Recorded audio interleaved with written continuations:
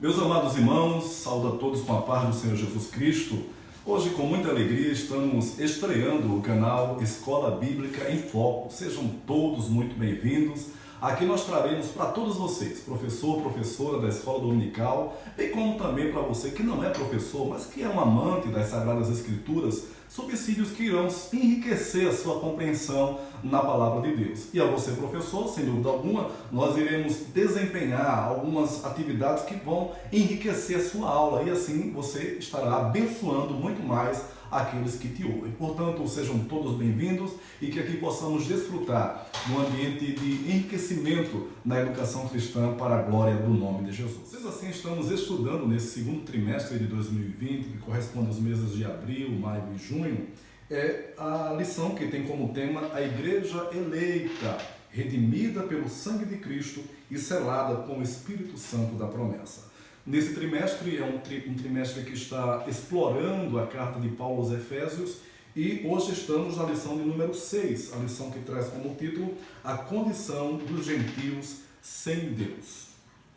O texto bíblico básico para esta lição se encontra em Efésios capítulo 2, versículos 11 e 12. Ainda temos também o texto de Romanos, mas nós iremos explorar mais o texto de Efésios, que é aquele que está distribuído no corpo da nossa lição.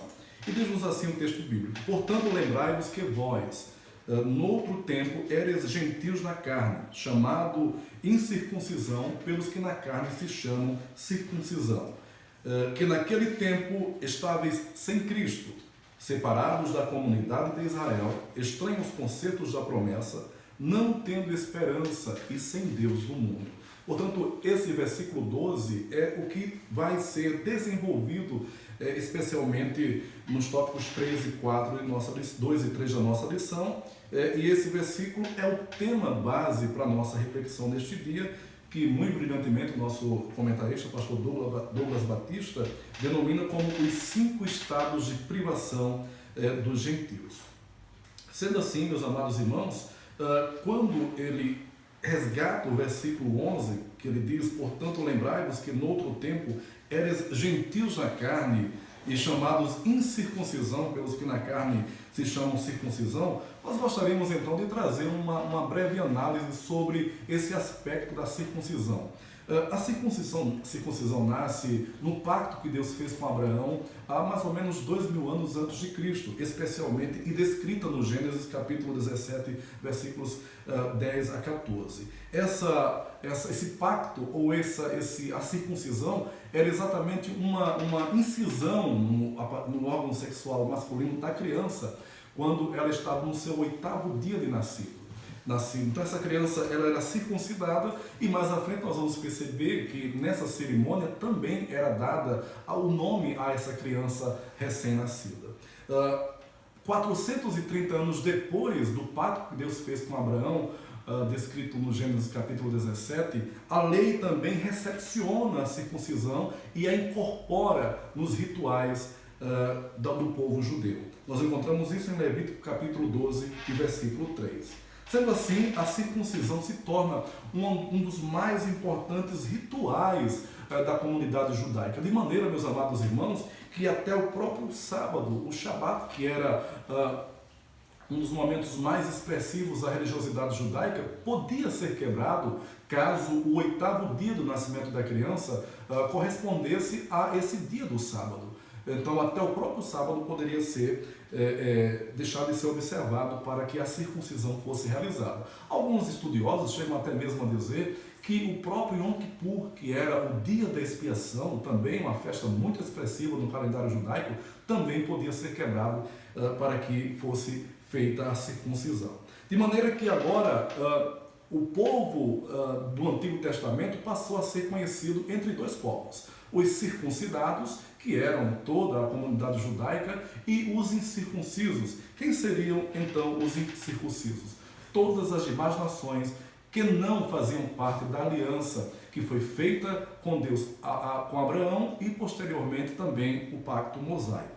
Todas as outras nações então passaram a ser chamadas de nações incircuncisas, de maneira que posteriormente esse pacto esse nome se tornou um termo pejorativo. Nós encontramos, por exemplo, em 1 Samuel 17, 26, esse termo sendo utilizado como um termo para trazer uma certa diminuição ao opositor, quando Davi chama Golias de incircunciso, e também no capítulo 2, versículo 11 de Efésios, quando o texto fala chamado incircuncisão pelos que na carne se chamam circuncisão.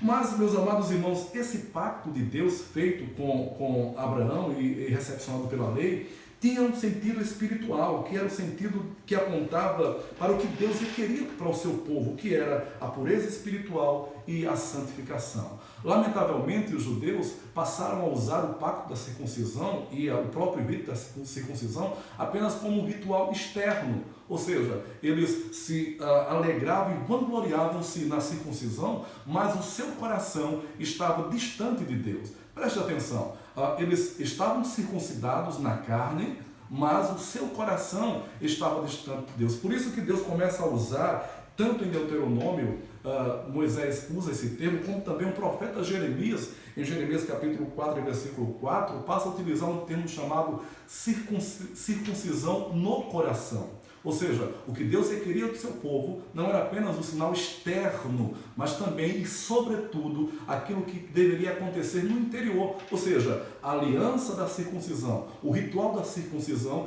devia ser a representação de um coração santificado por Deus e pela sua palavra.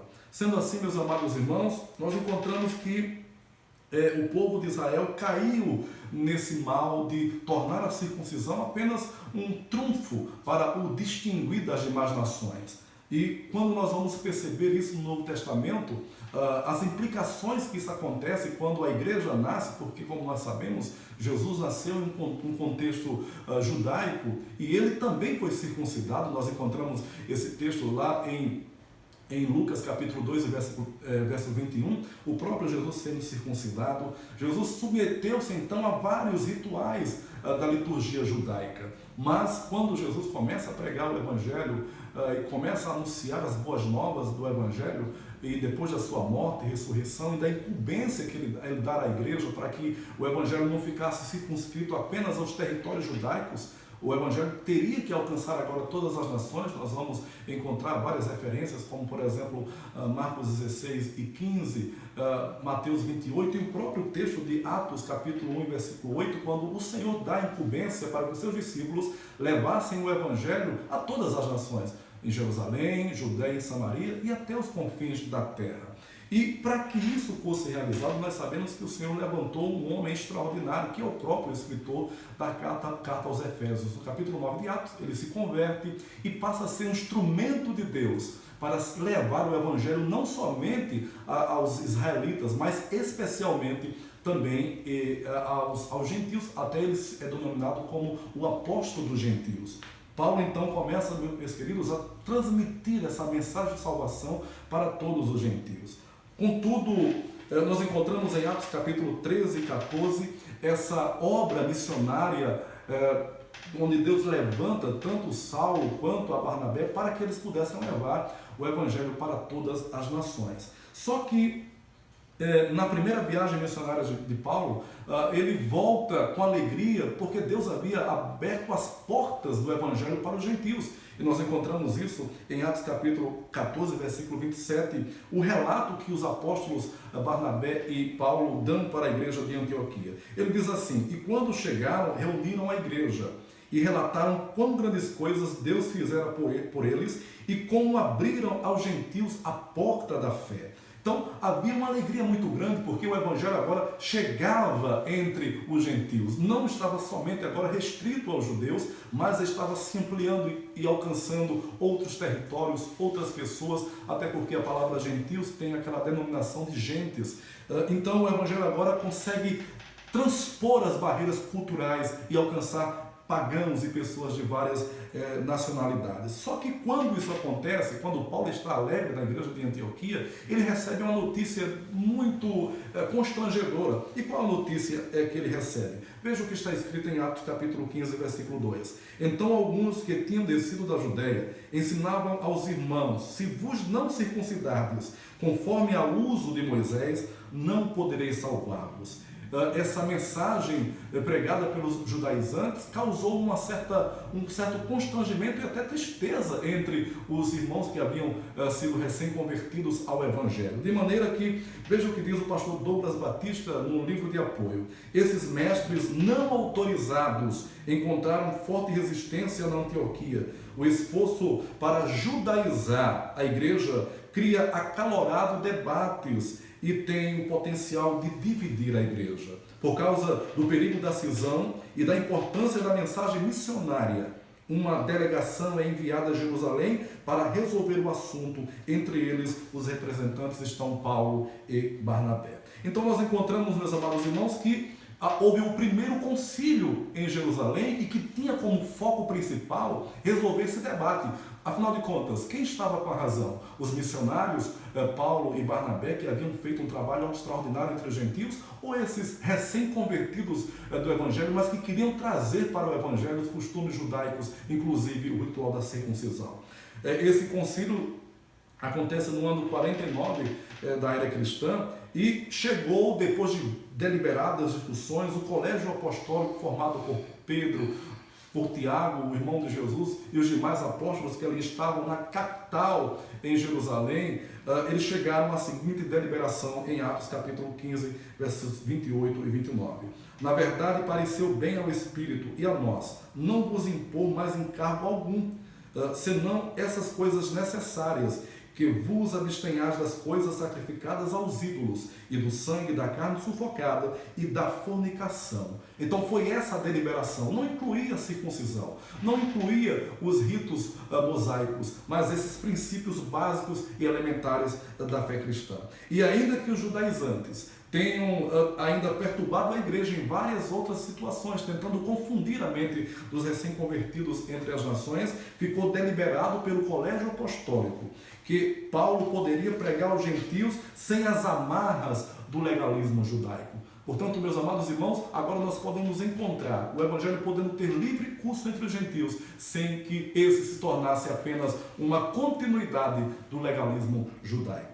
Aos Gálatas, Paulo escreve uma coisa muito interessante. A carta aos Gálatas, de acordo com alguns historiadores, inclusive o pastor Donald Stamps, da nossa Bíblia de Estudo Pentecostal, ele diz que a carta aos Gálatas foi escrita um pouco antes da própria reunião em Jerusalém e talvez seja a carta mais antiga escrita pelo apóstolo São Paulo. E Paulo diz o seguinte, no capítulo 5 e versículo 2 e 6: eis que eu, Paulo, vos digo, se vos deixar de circuncidar, Cristo de nada vos aproveitará, porque em Jesus Cristo, olha que coisa impressionante, nem a circuncisão, nem a incircuncisão tem virtude alguma, mas sim a fé que opera por amor em Cristo. E ele continua, o que em Cristo tem importância não é a circuncisão, nem a incircuncisão, mas o ser uma nova criatura.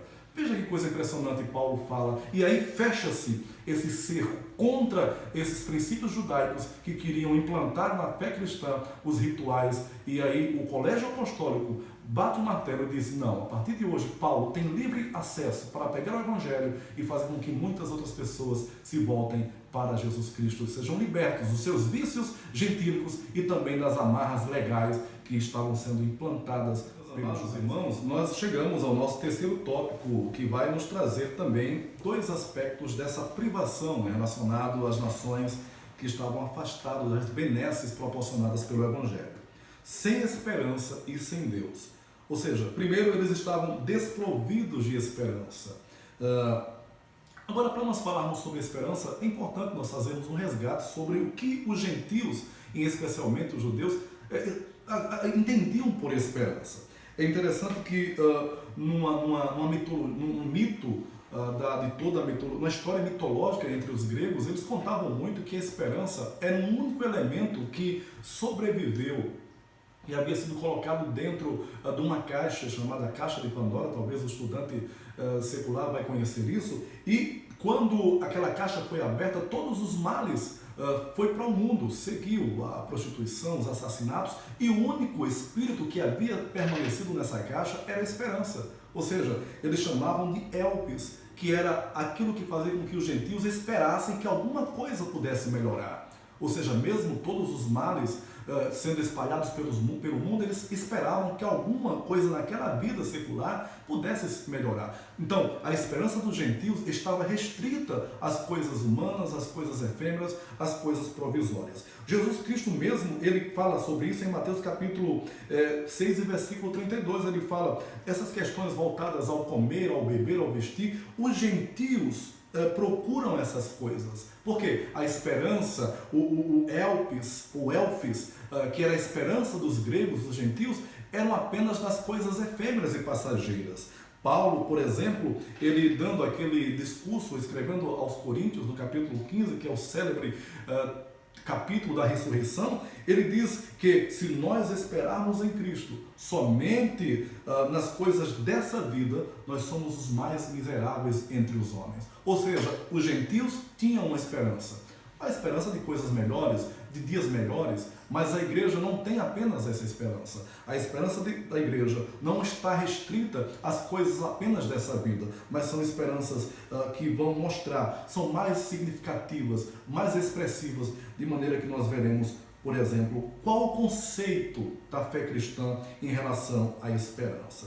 Veja só, a Bíblia mostra, o pastor Douglas vai falar que a esperança no tocante à fé evangélica, a fé cristã, ela se divide em pelo menos 3 aspectos. Primeiro, Deus chamou pessoas no passado. Segundo, a chamada abrange o serviço e a santificação no presente. E por último, a participação do glorioso futuro. Sendo assim, a esperança do crente não está restrita a tudo o que acontece aqui na terra, mas em especial ao glorioso futuro, que é o que culmina o processo da salvação, a saber, a nossa justificação. Paulo, escrevendo aos Colossenses, no capítulo 1, versículo 5, ele diz assim: por causa da esperança que vos está reservada nos céus, do qual já antes ouviste pela palavra da verdade do Evangelho. Percebam, Paulo transpõe os limites efêmeros e transitórios e coloca a esperança da igreja em futuras bênçãos que acontecerão no céu quando nós formos glorificados. Paulo ainda disse, escrevendo a Tito, capítulo 2, versículo 13, aguardando a bem-aventurada esperança e o aparecimento da glória do grande Deus e do nosso Senhor Jesus Cristo. Percebam, a esperança que Paulo mostra, escrevendo aos Colossenses, é uma esperança que está reservada nos céus. A esperança que Paulo mostra, escrevendo a Tito, é o aparecimento da glória de nosso Senhor e Salvador Jesus Cristo. E ele ainda fala mais, veja só, em 1 Tessalonicenses, capítulo 4, versículo 13. Não quero, porém, irmãos, que sejais ignorantes acerca dos que já dormem, para que não vos entristeçais como os demais. Quem eram os demais? Os gentios que não conheciam o Senhor, que não têm esperança. E aí Paulo vai mostrar que a esperança do crente também é a ressurreição. Veja que 3 chaves gloriosas. O próprio aparecimento de Jesus Cristo, a ressurreição e o que nos está aguardando no céu é onde repousa a verdadeira esperança da fé cristã. E é essa esperança que os gentios não possuíam. Por isso que Paulo vai dizer que eles estavam desprovidos de esperança. E por último, Paulo vai falar sem Deus no mundo. Veja que coisa impressionante. É claro que, embora Paulo tenha usado uma palavra que muito se assemelha à palavra ateu, né? Sem Deus, mas nesse contexto aqui nós não podemos entender ou pensar que os gentios da época de Paulo não tivessem as suas divindades. Exatamente pelo contrário, o Império Romano, que era o contexto onde Paulo vivia, era extremamente secretista e promovia o encontro das religiões, aquilo que nós chamamos hoje de ecumenismo, né? Isso é de muito tempo, essas práticas atuais já vêm ao longo da história da humanidade. Portanto, no panteão romano, os deuses gregos receberam novos nomes quando entre os romanos. Por exemplo, em Éfeso, havia um grande templo dedicado à deusa Diana, que está dentro dos nossos estudos nessa lição, e que os romanos chamavam de Artemis. Os gregos chamavam de Artemis. O próprio Zeus, na mitologia grega, era chamado de Júpiter no panteão romano. Então, tanto gregos como romanos, ou seja, os gentios, tinha uma imensa variedade de deuses, e essa idolatria Paulo descreve e aponta de forma bem incisiva nas suas cartas, porque a palavra idolatria vem daquela raiz de tirar a glória e a adoração de Deus para denominar aos ídolos. E daí Paulo vai em suas cartas falar várias vezes contra essa idolatria. Por que Paulo fala contra a idolatria? Porque na teologia paulina, a idolatria, ela fazia com que outros pecados aparecessem. Por exemplo, veja o que diz Paulo escrevendo aos Romanos, quando no capítulo 1 ele vai falar sobre o primeiro problema dos gentios sem Deus e os desdobramentos desse problema. Ele diz assim, Romanos capítulo 1, verso 23, e mudaram a glória do Deus incorruptível em semelhança de imagem de homem corruptível, e de aves, e quadrúpedes, e de répteis, ou seja, se tornaram idólatras, e honraram e serviram mais a criatura do que o Criador, que é bendito eternamente. Amém. Aí veja só, como desdobramento dessa idolatria, pelo que também Deus nos entregou as concupiscências do seu coração, a imundícia, para desonrar o seu corpo entre si, estando cheios de toda iniquidade, prostituição, malícia, a maldade, inveja, homicídio, e existe ali uma sequência absurda de problemas que os gentios viviam exatamente porque entraram no ramo da idolatria. Por isso que nas cartas paulinas, Paulo sempre falava contra a idolatria, porque a idolatria era a chave para os demais pecados. É tanto que um dos primeiros problemas, ou recomendações da igreja no Concílio de Jerusalém, foi exatamente que os cristãos não entrassem nesse ramo chamado idolatria. Ou seja, a idolatria foi a chave para a depravação. Portanto, a depravação moral, a licenciosidade faziam parte do culto aos ídolos. Por exemplo, o próprio Dionísio, que era um deus da mitologia grega, recebeu o nome de Baco no panteão romano. E esse culto a esse deus chamado Baco, que era, veja só, como a idolatria descambava para outros males. O próprio culto ao deus Baco era recheado de vinhos, licenciosidade, de várias práticas promíscuas, porque dentro do panteão dos cultos a esses deuses haviam até mesmo as prostitutas culturais ou cultuais. Portanto, o mal da idolatria era um mal que devia ser combatido, porque os desdobramentos dela eram de plena licenciosidade. Portanto, meus amados irmãos, quando Paulo diz assim, vocês estão sem Deus, Paulo está dizendo que vocês estão sem o único, verdadeiro e glorioso Deus. É aquilo que ele fala quando está em Atenas, quando ele prega no Areópago, quando ele fala, olha, esse Deus é uma coisa gloriosa. Paulo diz assim, eu vou apresentar para vocês e vou tornar conhecido para vocês o Deus que vocês desconhecem. E ele vai mostrando lá em Atos 17, o Deus que fez o céu, que fez a terra, o Deus que não é servido por mãos humanas, o Deus que dá a todos a vida, a respiração e todas as coisas. Portanto, Paulo, ele na sua geração, ele tornou conhecido o Deus que aquelas nações desconheciam. Isso para nós é uma grande responsabilidade, porque esses 5 estados de privação dos gentios é também um estado de privação das nações atuais, que tem mais de 5 bilhões de pessoas que não conhecem a Jesus. E eu gostaria de concluir evocando o que disse um dos autores, um dos criadores, dos fundadores da Igreja Assembleia de Deus aqui no estado de Alagoas, o pastor Otton Nelson, no hino de número 127 do nosso hinário cristão, que é a nossa harpa cristã. Ele diz assim, muitos são os que vão expirando sem ter esperança de ver Deus. Vai depressa lhe anunciando que Jesus os leva para o céu. Portanto, a exemplo de Paulo, que nós possamos fazer com que os gentios, as nações, as pessoas, os nossos vizinhos, os nossos colegas que não conhecem o Senhor, que estão ainda nesses 5 estados de privação, possam encontrar com o Senhor e passar então a ter uma nova vida, ser uma nova criatura, desfrutar de todas as bênçãos proporcionadas pelo Evangelho, que é o que nós estudaremos na próxima lição, em nome de Jesus. Portanto, que Deus a todos abençoe, permaneçam conosco, compartilhe esse vídeo, inscreva-se em nosso canal e você estará contribuindo para que a palavra do Senhor possa alcançar mais e mais pessoas, em nome de Jesus. Forte abraço e até a próxima aula, em nome do Senhor.